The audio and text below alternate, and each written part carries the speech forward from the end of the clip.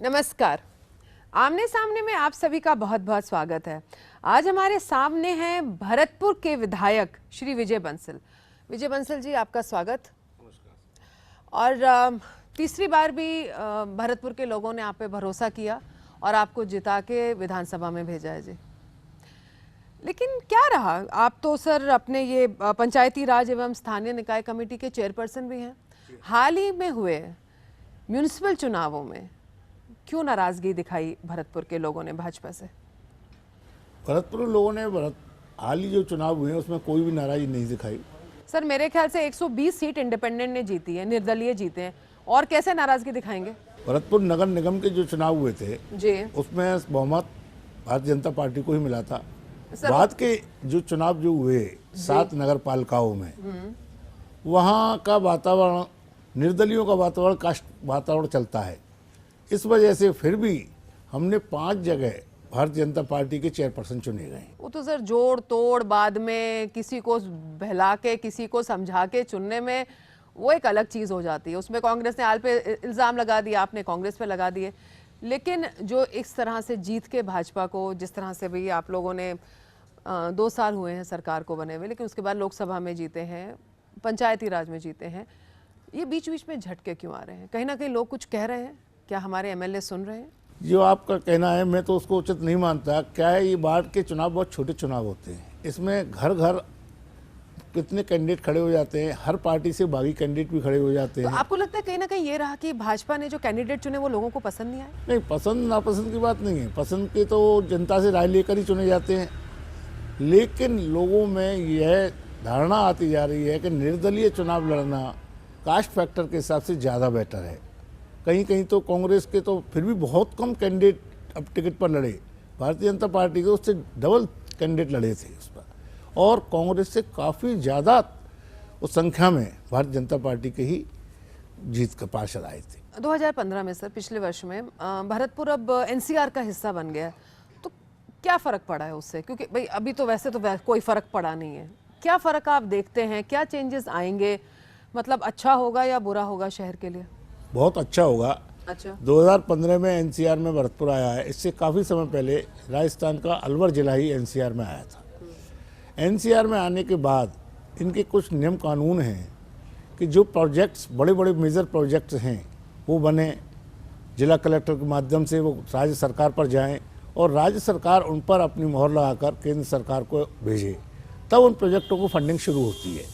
हमने अभी जो मेजर प्रोजेक्ट हैं उनके प्रोजेक्ट बनवा कर राज्य सरकार को भेजे हैं, वहाँ से केंद्र सरकार को। इसमें थोड़ा समय लगता है, लेकिन हम ये निश्चित रूप से कह सकते हैं एनसीआर में आने पर भरतपुर के विकास की दर बढ़ेगी। सर कोई एक ऐसा प्रोजेक्ट बताइए जिससे कि आम आदमी को फ़ायदा होगा, क्योंकि ये तो आम आदमी को भी थोड़ा कहीं ना कहीं प्रश्न आ रहा है कि भैया ये डीजल की गाड़ियाँ के ऊपर बैन लग जाएगा, सीएनजी वाला हो जाएगा, इतने पुराने ट्रक नहीं चलेंगे, तो जिससे कि लोगों में फिलहाल कोई ज़्यादा खुशी नहीं है। आप एक पॉजिटिव प्रोजेक्ट बताइए जिससे कि भरतपुर की जो आम जनता है उसको बहुत फर्क पड़ेगा कि हाँ भाई एनसीआर में आने से मुझे ये फायदा हुआ। भरतपुर के एनसीआर में आने से सबसे बड़ा प्रोजेक्ट तो है यहाँ की सुजानगंगा नहर का, जी। जो कभी यहाँ की जीवनदायिनी कहलाती थी, लेकिन आज लोग वहाँ सुसाइड करते हैं। हर चौथे 5वें दिन सुनने में आता है जी कि उसमें से डेड बॉडी निकाली जाती। क्या हो गया है? एक सुसाइड पॉइंट बन गया है। जो भी आदमी वो होता है वो नशेबाजी में जाके उस नहर में कूद जाता है। चौथे 5वें दिन नहीं, लेकिन 4-5 महीने में एक ना एक डेड बॉडी वहाँ मिलती है इस तरह से। लेकिन उसका पूरा प्रोजेक्ट एनसीआर में हमने बनवा कर राज्य सरकार को भेजा है, और परसों ही माननीय मुख्यमंत्री महोदया से जो बजट की जो मीटिंग हुई थी, उन्होंने इसको अप्रिशिएट किया है कि हम शीघ्र ही इस भरतपुर सुजानगंगा को सूर सागर की तर्ज पर डेवलप करके पर्यटक स्थल के रूप में विकसित करें। मुझे बताओ, अगर एनसीआर नहीं बनेगा बाई चांस, एनसीआर आ चुका, एनसीआर के प्रोजेक्ट का ये हिस्सा नहीं होता अगर, तो क्या कुछ नहीं करेंगे, बैठे रहेंगे? नहीं, पहले हुआ कांग्रेस सरकार में, लेकिन उस पर पैसा व्यर्थ गया। उन्होंने पानी और डिसिल्टिंग के नाम पर यहाँ की मोटवाल और उनको घेर दिया, उससे काफ़ी नुकसान हुआ। अब इसका पूरा बड़ा प्रोजेक्ट बनाकर राज्य सरकार को भेज दिया गया है। मैं निश्चित कह सकता हूँ कि आगामी 2-3 वर्ष के अंदर सुजानगंगा भी घना पक्षी बिहार की तरह एक पर्यटक में विकसित हो। 2-3 वर्षों से चुनाव भी दोबारा आ जाएंगे, लेकिन किसी भी बड़े प्रोजेक्ट के लिए तो थोड़ा समय तो चाहिए। टूरिज्म प्रमोट करने के लिए आपको क्या लगता है? क्योंकि आज के दिन अगर हम लोग इंडस्ट्रीज देखते हैं तो डेफिनेटली सरसों वाला तो है ही, उसके ऊपर भी मैं आपसे चर्चा करूंगी, ऑयल मिल्स पर। लेकिन पहले हम लोग बात करते हैं टूरिज्म की। टूरिज्म को आपको क्या लगता है कि भाई बहुत है, चलो यहाँ पे अपना केला देवी है, वर्ल्ड हेरिटेज है, अपना ठीक है चल रहा है, या और कुछ करना चाहते हैं? भरतपुर घना पक्षी विहार जो कहते हैं केवला देव नेशनल टूरिज्म का वर्ल्ड का सबसे बड़ा स्थल है पक्षियों का। यहाँ 10,000 किलोमीटर दूर से एक निश्चित स्थान मानकर माइग्रेट बर्ड्स आती हैं। पर ये बहुत है सर, बस इतना ही ठीक है, पर्यटक इसके लिए आ ही रहे हैं और कुछ करने की जरूरत इसमें नहीं। बहुत करने की आवश्यकता है। जैसे सबसे पहले तो ये पानी की कमी से जूझ रहा था और यूनेस्को भी इसको वर्ल्ड हेरिटेज से निकालने के कह दिया था। मैं धन्यवाद देना चाहता हूँ राजस्थान की मुख्यमंत्री वसुंधरा जी को, जिन्होंने इस पीड़ा को समझकर तुरंत पैसे सैंक्शन कर यमुना जल से वो पानी की कमी दूर की। इस साल कह रहे इस वर्ष फिर बहुत अच्छी चिड़िया आई है। बिल्कुल बिल्कुल, कई तो ऐसी आई है जिन्होंने कई साल से आना ही बंद कर दिया था। लेकिन फिर भी इस पर्यटक बढ़ावा देने की दिशा में भरतपुर को पर्यटन जिला राज्य सरकार घोषित करे। भरतपुर में प्रसिद्ध राणा सांगा का स्मारक है जो बाबर ने यहाँ से शुरुआत की थी अपने युद्ध की। किला भी बहुत अच्छा है जी। भरतपुर का लोहागढ़ फोर्ट है, भरतपुर का म्यूजियम है, भरतपुर की सुजान गंगा को पर्यटक कर सकते हैं, वैर के महल हैं, बयाना के महल हैं, डीग के किले हैं। सर मैं सारी बात मानती हूँ, लेकिन जब कोई भी टूरिस्ट आता है वो उसको पता है India is full of heritage and culture, लेकिन उसको उसके साथ साथ ना बहुत सारी फैसिलिटीज़ चाहिए होती हैं। माफ़ कीजिएगा, लेकिन अगर हम लोग इंफ्रास्ट्रक्चर देखते हैं, सड़कों की हालत देखते हैं और स्वच्छ भारत मिशन भी देखते हैं, तो उसमें भरतपुर मुझे आगे या अच्छे से खड़ा पोजीशन में नहीं दिखता। उस तरफ क्या आप करेंगे, हम आपसे जानेंगे एक छोटे से ब्रेक के बाद। हम ब्रेक के बाद अभी वापस आते हैं। आप लोग देख रहे हैं, जी हाँ, आमने सामने।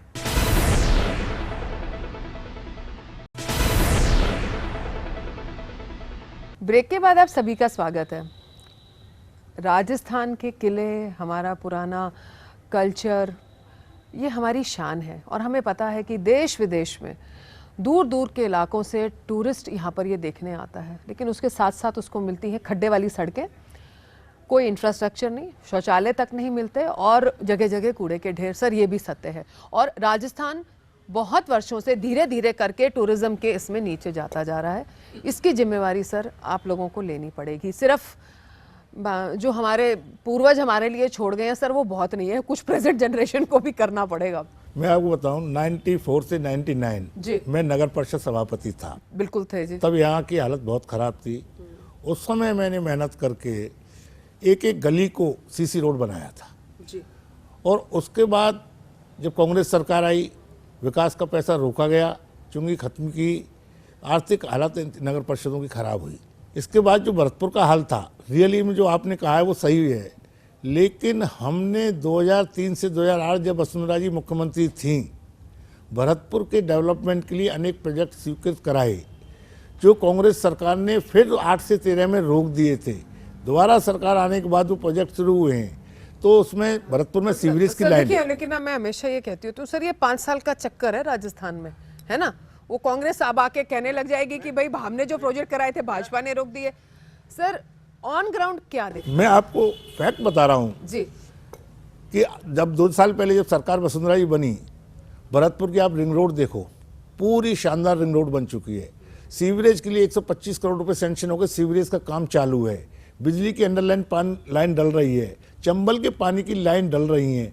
इनकी वजह से शहर में थोड़ा काम नहीं हो पा रहा है। जैसे ही 2-3 महीने के अंदर ये काम पूरे हो जाएंगे, नगर निगम द्वारा पूरे भरतपुर के करीब 27 करोड़ रुपए की नाली और सड़कों के टेंडर लगा दिए गए। 3 महीने बाद आपको भरतपुर का निश्चित रूप से बदला हुआ नक्शा नजर आएगा। शौचालय भी बना रहे हैं जी। शौचालय जगह जगह सुलभ शौचालय बना दिए गए, हर बस्ती में सुलभ शौचालय बन गए हैं और जहां आवश्यकता वहां चल शौचालय भी लगा दिए जाते हैं। भारत सरकार, आपकी भाजपा तो सेंटर में भी आप लोगों की सरकार है, एलईडी लाइट्स के ऊपर इतना प्रमोशन करने लग रही है, लेकिन भरतपुर में मुझे उस हिसाब से एलईडी लाइट्स का प्रोजेक्ट नहीं दिख रहा। भरतपुर में एलईडी लाइट का प्रोजेक्ट शुरू हो चुका है और काफ़ी लाइट आ चुकी है। ये लाइट्स 1 महीने बाद पूरे शहर में लगना शुरू हो जाएंगी।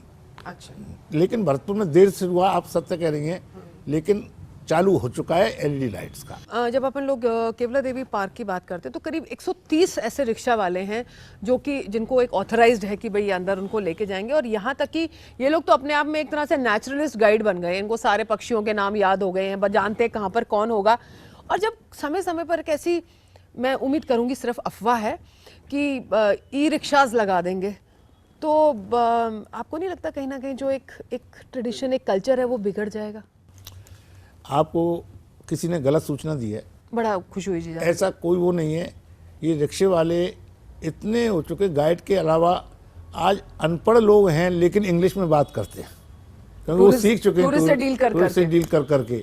और पार्किंग की व्यवस्था करने के बावजूद रिक्शे वालों की जितनी डिमांड है 130 से ऊपर भी, मैंने बात की हुई थी कि अगर आवश्यक पड़ी तो अन्य रिक्शे वालों को भी हम लाइसेंस देके गन्नी में अलाउ करेंगे। इनको बेरोजगार नहीं होने दी जाएगा किसी कीमत पर। सर आपको क्या लगता है कि और क्या ऐसा होना चाहिए कि भाई जो टूरिस्ट है वो यहाँ के रुके भरतपुर में, क्या देखे वो, क्या कुछ और प्रोजेक्ट्स हैं आपके दिमाग में? बहुत सही आपका प्रश्न है।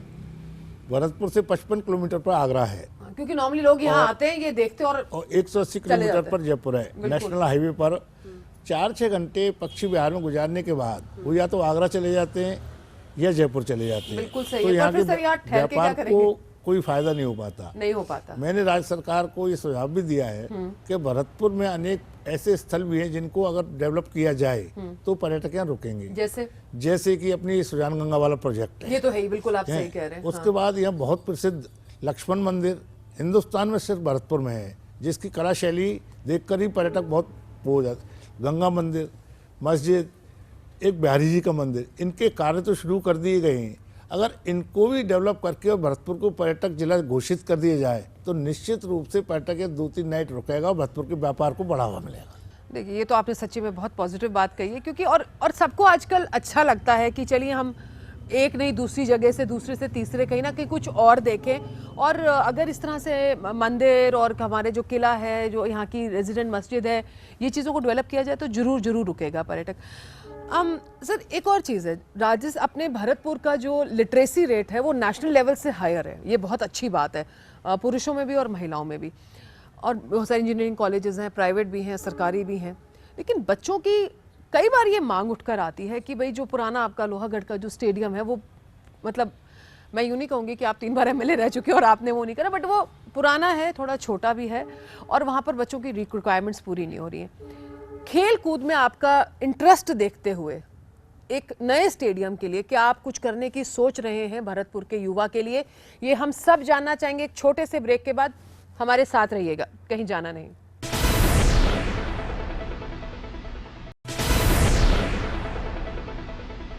ब्रेक के बाद आप सभी का स्वागत है। तो जैसे मेरा प्रश्न था जी ब्रेक से पहले कि भरतपुर का युवा कुछ कह रहा है अपने एमएलए से कि हमें स्टेडियम चाहिए। बहुत सही बात आपने उठाई है कि भरतपुर जिला खेल कूद में राजस्थान ने, हिंदुस्तान में भी यहाँ के खिलाड़ियों ने नाम रोशन किया है। विशेष तौर से रेसलिंग, कुश्ती, कबड्डी, वॉलीबॉल, उसको देखते हुए भरतपुर में लोहागढ़ स्टेडियम बना था, लेकिन शहर से दूर और उसका कोई विकास नहीं हो पाया है। हमने पिछले स्वराज संकल्प यात्रा के दौरान जब राजस्थान की माननीय मुख्यमंत्री महोदया ने अपना यहाँ दौरा किया था, ये बात उठाई थी। अभी परसों ही जयपुर में बजट की मीटिंग माननीय मुख्यमंत्री महोदया ने ली और हमने इस प्रस्ताव को रखा कि भरतपुर एमएसजी कॉलेज का, जो कि भरतपुर के हार्ट में है, नेशनल हाईवे 11 पर स्थित है, अगर इसको एक स्टेडियम के रूप में तब्दील कर दिया जाए तो भरतपुर के खिलाड़ियों को बहुत सुविधा मिलेगी। जगह पूरी है, जगह पूरी है, सारा सर्वे हो चुका है। और मैं धन्यवाद देना चाहता हूं राजस्थान के यशस्वी मुख्यमंत्री को, उन्होंने वहीं जिला कलेक्टर साहब को आदेश दे दिए कि इसका पूरी डीपीआर बनाइए, हम इसी बजट में उसको स्टेडियम बनाएंगे। चलिए जी, इसके लिए तो मेरे ख्याल से मैं आपको और भरतपुर की जनता को बहुत बहुत शुभकामनाएं देती हूँ। आपका नया स्टेडियम बने और भरतपुर का युवा यूं ही आगे आके खेलों में भारत का नाम रोशन करे। एक और चीज़ में जी, भरतपुर राजस्थान की शान है और वो है सरसों की खेती और सरसों के तेल में। ठीक है, यहाँ पर आई थिंक सबसे ज़्यादा शायद सरसों के तेल का उत्पादन भरतपुर में होता है पूरे राजस्थान में से, और इस तरह से एक बहुत बड़ी इंडस्ट्री है। लेकिन किसानों की बहुत सारी ऐसी मांगें हैं जो पूरी नहीं हुई हैं। पिछली कांग्रेस की सरकार ने भी यहाँ पर एक फूड प्रोसेसिंग सेंटर का वादा किया था, आई थिंक शायद बजट में प्रावधान नहीं हुआ था। आप कुछ उसके बारे में सोच रहे हैं? भरतपुर में सरसों तेल की सबसे ज़्यादा इकाई है और भरतपुर का मस्टर्ड ऑयल ऑल इंडिया में अपना एक नया नाम रखता है, जैसे कि इंजन ब्रांड तेल, बिल्कुल पूरे हिंदुस्तान में प्रसिद्ध है। जी। राजस्थान में सरसों उत्पादन में सबसे बड़ा नंबर राजस्थान का आता है। हमने ये मांग की है कि राजस्थान को सरसों उत्पादक राज्य घोषित करके और सरसों जो भरतपुर में तेल मिल हैं उनमें कुछ छूट दें। जैसे कि इनका मस्टर्ड केक निकलता है, तेल निकलने के बाद खल, वो 90% प्रोसेसिंग प्लांट में जाता है, उस पर 5.5% टैक्स है, मुश्किल से 5-7% ये पशुओं के काम आ पाता है। और वो तेल जो इसको काम में लेते हैं उनका रिफंड होता है, तो सरकार को भी कोई विशेष आय नहीं होती। अगर उस पर ये छूट दी जाए तो शायद ये उद्योग पनपेगा और किसानों को बहुत बड़ी राहत मिलेगी। लोगों का और कांग्रेस का कहना इसमें बराबर है कि काम इतना स्लो चल रहा है, इतना स्लो चल रहा है कि वो लगता नहीं है सर कि वो 1 साल में पूरा होगा। पहले तो पता चला वो धीरे धीरे करके, तो पहले तो शिलान्यास हुआ, ठीक है, फिर उसके बाद वो जैसे अभी आपने कहा बाउंड्री वॉल, मतलब सर इतनी इंस्टॉलमेंट में तो नहीं चलना चाहिए। तो शुरू हुआ ही नहीं, हमने शुरू तो किया है लेकिन पूरा 1 साल तो जमीन एक्वायर करने में लग गया। और सर वो अपना महाराजा सूरजमल और ब्रिज महाराजा सूरजमल यूनिवर्सिटी का भी बाउंड्री का ठेका होकर काम चालू हो चुका है। तब तक यूनिवर्सिटी MSG कॉलेज में उनका काम बिल्कुल चालू है।